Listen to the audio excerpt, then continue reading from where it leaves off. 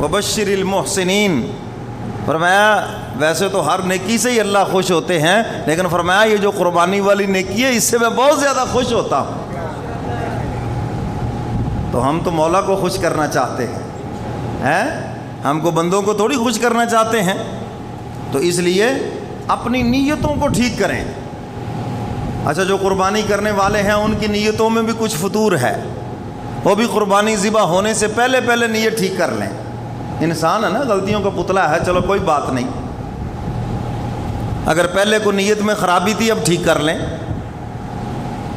بہت سے لوگوں سے پوچھا بھی قربانی تو واجب نہیں تھی کیوں کر رہے ہو؟ باجی بچے ذرا جو محسوس کرتے ہیں،